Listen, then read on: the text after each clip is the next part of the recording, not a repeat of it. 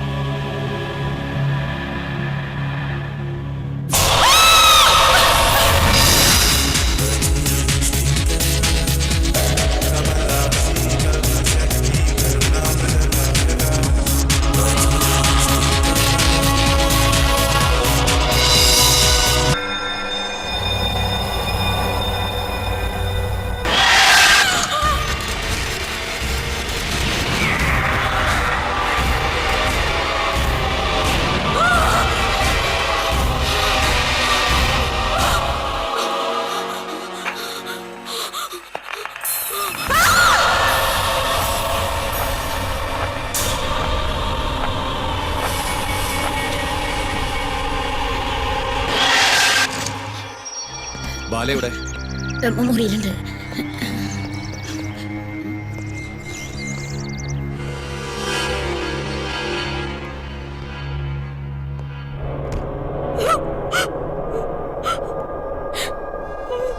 ബാല, ബാല, എന്താ ബാല അത്?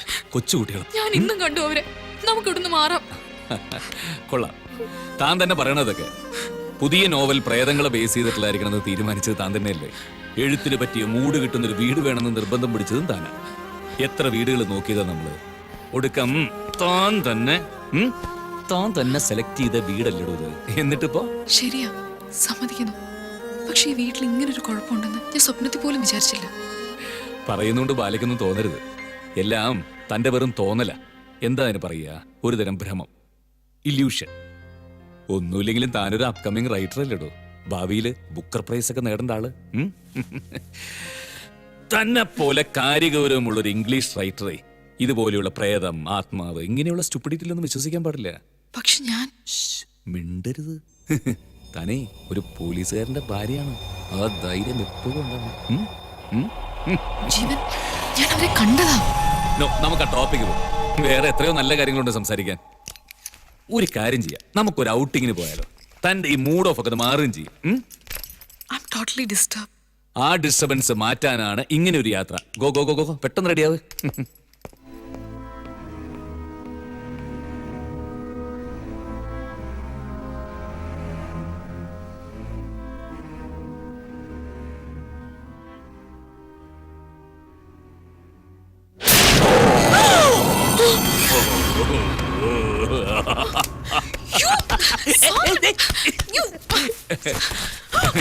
ഇതാണ് ഞാൻ പറഞ്ഞത്, ഒക്കെ നിന്റെ വെറും തോന്നലാന്ന്.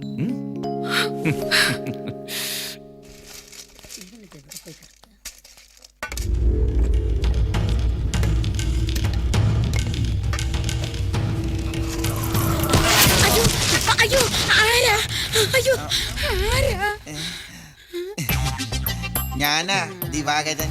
ഞാനേ ഇതിന്റെ അകത്ത് 2 തേങ്ങ ഇട്ടിരുന്നു. അതെന്തോന്ന് നോക്കിയതാ. ചാക്കിനകത്ത് കയറിയാണോ നോക്ക്. ചാക്കിലിട്ട തേങ്ങ ചാക്കിലല്ലാതെ പിന്നെ അലമാരിക്കരുത് നോക്കാൻ പറ്റും. പ്രേതത്തെ പേടിച്ച ചാക്കിനകത്തല്ല, വേണ്ടി വന്ന അലമാരിക്കകത്ത് നോക്കും.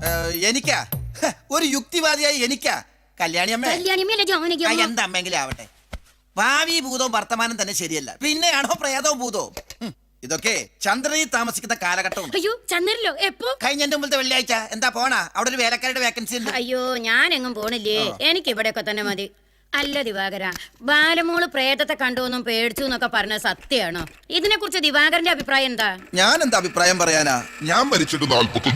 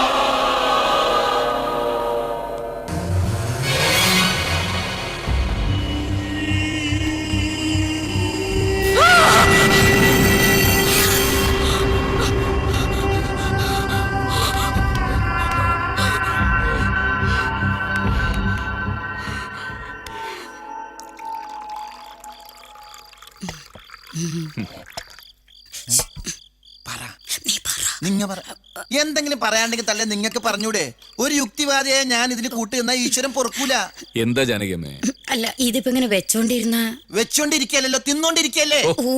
അല്ല ഇവനെ കൊണ്ട് അല്ല കുഞ്ഞെ, ഇതിങ്ങനെ വെച്ചോണ്ടിരുന്ന കുഴപ്പാവില്ലേന്നൊരു സംശയം. ഏത്? അല്ല ബാലമോളുടെ ഇപ്പോഴത്തെ ഈ അവസ്ഥ. അതിന് ഇവിടെ അടുത്തൊരു മന്ത്രവാദി ഉണ്ട്. ആ മന്ത്രവാദിയുടെ അടുത്തുനിന്ന് ഒരു ഏർസ് ജപിച്ചു വാങ്ങി ബാലമോളുടെ കയ്യെ കെട്ടണം. മോൻ ഇതൊന്നും വിശ്വാസമില്ലാന്ന് ഞങ്ങൾക്കറിയാം. പക്ഷേ ഒന്ന് പരീക്ഷിക്കുന്ന നല്ലതാണ് എന്റെ അഭിപ്രായം. പരീക്ഷിക്കണമെങ്കിൽ പരീക്ഷിച്ചോ, പക്ഷെ ഒരു യുക്തിവാദിയായി ഞാൻ ഇതിന് കൂട്ടുന്നാൽ ഈശ്വരൻ പൊറുക്കൂല. ഒന്നും മിണ്ടാതിരിക്കോ? അല്ല മോനെ, ഒരു ചരട് കൊണ്ട് മനസമാധാനം തിരിച്ചു കിട്ടിയ അത് നല്ലതല്ലേ? എവിടെയാ നിങ്ങൾ പറഞ്ഞ മന്ത്രവാദിയുടെ വീട്?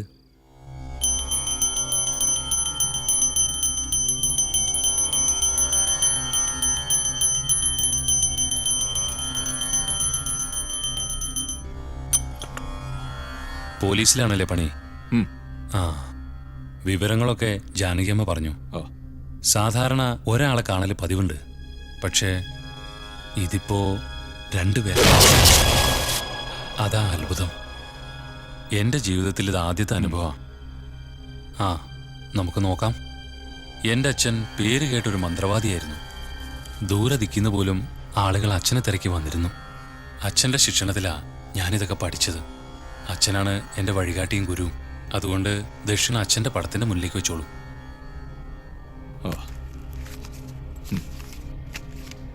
അച്ഛൻ മരിച്ചിട്ടിപ്പോ കഷ്ടിച്ചൊരു മാസേ ആയുള്ളൂ. ദാ വലത്തെ കൈത്തണ്ടയിൽ വേണം കെട്ടാൻ. കെട്ടിക്കഴിഞ്ഞാൽ പിന്നെ ഒരു ഉപദ്രവം ഉണ്ടാവില്ല. ശരി. ഓ,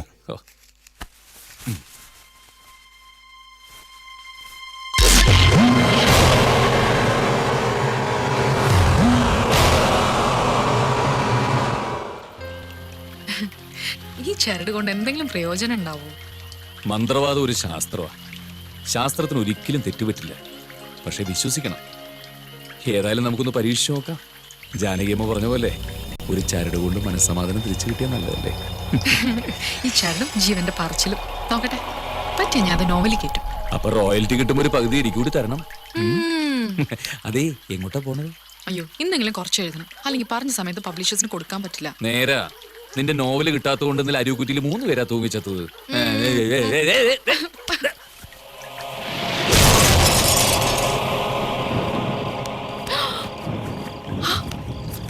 അപ്പൊ ഇന്നും നടക്കില്ലേ?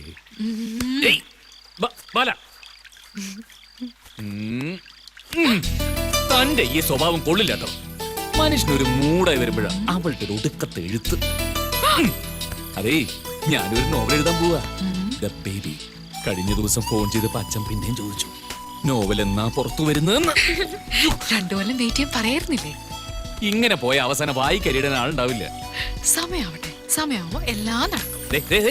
അവിടെ നിൽക്കാൻ. ഞാനൊരു സബ് ഇൻസ്പെക്ടറാ.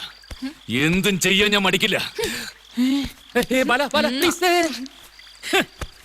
എന്നെ പറഞ്ഞാ മതിയല്ലോ. എത്ര പേര് ഇതാ ഇങ്ങനെ കെഞ്ചി എന്നോട് പറഞ്ഞതാ, മോനെ ഒരു എഴുത്തുകാരിയെ കല്യാണം കഴിക്കില്ലെന്ന്. ഞാൻ കേട്ടില്ല. അതിന് ദൈവം എനിക്ക് തന്ന ശിക്ഷയാണ് ദാ ഈ തലയണ. ഓ, എല്ലാം കൂടി മൂടി പുതച്ചു വെച്ചോ. അവസാനം ഒരു സുനാമി വന്നാ മതി, എല്ലാം കൂടി പോവും.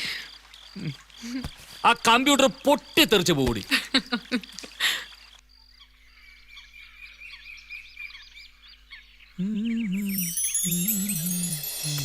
ഇന്ന് നേരത്തെ എത്തുവോ? ശ്രമിക്കാം. ശ്രമിച്ചാ പോരാ, സന്ധ്യ കഴിഞ്ഞ് ജീവൻ അടുത്തില്ലെങ്കിൽ എനിക്ക് ഭയങ്കര പേടിയാ. പേടി മാറാനായിട്ട് എന്റെ കയ്യിലൊരു തന്ത്രമുണ്ട് കുട്ടി. എന്ത് തന്ത്രം? അതാണ് രസതന്ത്രം.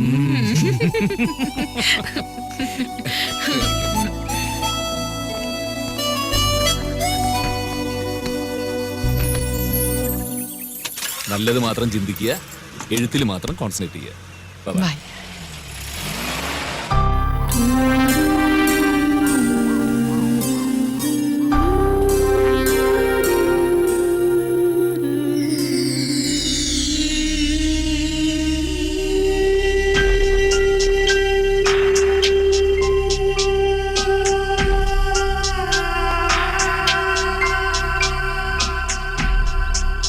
അല്ല, മോള് ഇവിടെ വന്ന് നിൽക്കുകയാണോ? ഇന്നൊന്നും കഴിക്കണില്ലേ? വേണ്ട ജനകമേ, ദേ, എല്ലാ ദിവസവും കുഞ്ഞിനത് പതിവാ. രാവിലെ തന്നെ ഇങ്ങനെ ഒന്നും കഴിക്കാതിരുന്നാലോ? വിശപ്പില്ലാഞ്ഞിട്ടാ. ആ വിശപ്പുണ്ടായ ഞാനൊരു മരുന്ന് പറഞ്ഞുതരാം. ഒരു കോഴിമുട്ട ഇങ്ങനെ എടുത്ത് പൊട്ടിച്ചിട്ട് ബുൾസൈ പോലെ ഉണ്ടാക്കുക. എന്നിട്ട് ഒരു ഗ്ലാസ് പാലില് ഹോർലിക്സ് ഇങ്ങനെ കലക്കിയിട്ട് നിർത്തടോ. ഒരു മരുന്ന് പറഞ്ഞു കൊടുക്കാനും സമ്മതിക്കൂലേ? ഓന്റെ ഒരു മരുന്ന്. ജാനകിയമ്മേ, നിങ്ങൾക്ക് ഈ കൊട്ടാരായിട്ട് കുറെ കാലത്തെ പരിചയല്ലേ? ഉവ്വ്. ഇവിടെ 2 പെൺകുട്ടികൾക്ക് ദുർമരണം സംഭവിച്ചിട്ടുണ്ടോ? കുഞ്ഞെപ്പോഴും അത് തന്നെ ആലോചിച്ചോണ്ടിരിക്കും. ഒരു ചോദ്യത്തിനുള്ള മറുപടി മറ്റൊരു ചോദ്യമല്ലെന്ന് ഞാൻ എത്ര തവണ പറഞ്ഞു തന്നിട്ടുണ്ട് ഭഗീരഥി. എന്റെ ഓർമ്മയിലില്ല മോളെ. ഈ കോലോത്ത് അങ്ങനെ ഒന്നും സംഭവിച്ചിട്ടില്ല. എന്റെ കുഞ്ഞെ ഇങ്ങനെ വെറുതെ ഓരോന്ന് ആലോചിച്ച് കൂട്ടണ്ട. ഏലസ് കെട്ടിയില്ലേ, ഇനി ഒരു കുഴപ്പം ഉണ്ടാവില്ല. അല്ല, ഇനിയിപ്പോ അഥവാ പ്രേതങ്ങൾ ഉണ്ടായാൽ തന്നെ ഈ ഏലസ് കണ്ട് പേടിച്ച് ഓടിക്കോളും. അതെ, പ്രേതങ്ങൾ വരുമ്പോ ഏലസ് വെക്കി ഇങ്ങനെ കാണിച്ചാൽ മതി, പ്രേതങ്ങൾ ഓടിക്കോളും. പക്ഷെ വരുന്ന പ്രേതങ്ങൾ യുക്തിവാദികളാണെങ്കിലുണ്ടല്ലോ, ആണെങ്കിലെന്തോ ഏലത്തടക്കം കൊണ്ടുപോകും. ദിവാകര, എന്തോ? നീ അടക്കം ഒന്നിങ്ങ് വന്നേടാ. ഇങ്ങ് വന്നേ. എന്താണാവോ? ആ, എന്താ വസുമതി അമ്മ? മേലാൽ യുക്തിവാദിന് മുണ്ടി പോയി, മനസ്സിലായോ? എന്നാ ഞാൻ അങ്ങോട്ട്. ഞങ്ങട്ട് സുന്ദരി ജേവാ വെണ്ണിലവേവാ എന്റെ ജീവനാടിയിൽ പിണകി നീ എന്റെ അമ്മോ സുന്ദരി. എങ്ങോട്ടാ? മാടത്തെ ഒന്ന് പാടത്ത് പോണോന്ന്? അല്ല, മേടത്തെ ഒന്ന് ആ, മാടത്തെ അങ്ങനെ കാണാൻ പറ്റില്ല. മാഡം എഴുതിക്കൊണ്ടിരിക്കുകയാണ്. അതിന് നിങ്ങളാരാ? ഞാൻ മാഡത്തിന്റെ ഓളിനോളാ. ഓളിനോള് പുല്ലരിയോ? പുല്ലരിയാന്ന് പറഞ്ഞാ അതെന്റെ ഒരു ഹോബിയാ. ഈ ഓളിനോളിന് വേറെ ഹോബികളുണ്ട്. പാചകം ചെയ്യും, പാത്രം കഴിയും, തുണി അലക്കും. ആഹാ, അപ്പൊ വേലക്കാരന്? എന്നെ വെറുതെ ദേഷ്യം പിടിപ്പിക്കല്ലേ. ഒരു യുക്തിവാദിക്ക് ദേഷ്യം വന്ന എന്താ ഉണ്ടാവാന്നറിയോ? ഇല്ല. പുല്ലരിയണോലരിഞ്ഞോളയും. ദിവാകര, എന്തോ? അവരെങ്ങ് വിട്ടേക്ക്. മാഡം ഇവര് പിരിവുകാരാ. പറഞ്ഞതനുസരിക്ക് ദിവാകര. പൊയ്ക്കോ, മാഡം പറഞ്ഞോണ്ട് ഞാൻ വിട്ടതാ. പൊടവട്ടി.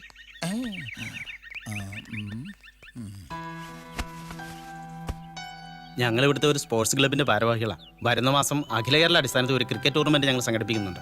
കുറച്ച് നാൾ മുമ്പ് ഞങ്ങളുടെ ക്ലബിൽ ക്രിക്കറ്റ് കളിച്ചുകൊണ്ടിരുന്ന പയ്യൻ ക്രിക്കറ്റ് ബോൾ എടുക്കാൻ പോയപ്പോൾ കാർ ആക്സിഡന്റ് മരിച്ചു. അവന്റെ ഓർമ്മയ്ക്കായിട്ടാണ് ഈ ക്രിക്കറ്റ് ടൂർണമെന്റ്. ഞാനിപ്പോ എന്താ വേണ്ടത്? കാര്യമായിട്ട് എന്തെങ്കിലും സംഭാവന? 1000 rupees എഴുതിക്കോ. ദിവാറിനോട് വാങ്ങിച്ചോളൂ. വലിയ ഉപകാരം.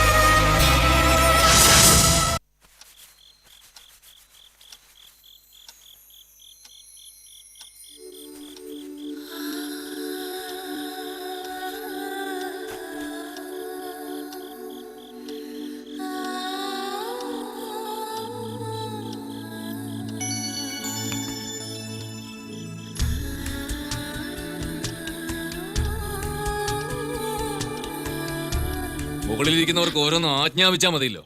എന്നാൽ സ്വതന്ത്രമായിട്ട് എന്തെങ്കിലും ചെയ്യാൻ സമ്മതിക്കോ? അതുമില്ല. ഒരു രാഷ്ട്രീയക്കാരുടെ മുമ്പിൽ ഇങ്ങനെ ഓച്ചാണിച്ച് നിൽക്കുമ്പോൾ ഈ ജോലി കളഞ്ഞിട്ട് വേറെ വല്ല പണിക്ക് പോയാൽ കൊള്ളാന്നുണ്ട്. രാവിലെ മുതൽ സ്റ്റേഷനിൽ 100 കൂട്ടം കാര്യങ്ങളാണ്. ഒന്ന് ഇരിക്കാൻ പോലും സമയം കിട്ടിയിട്ടില്ല. ഞാനത് കുളിച്ചിട്ട് വരാം. അല്ലെങ്കിൽ വേണം നീ വല്ലതും കഴിച്ചു കിടന്നോ. Good night.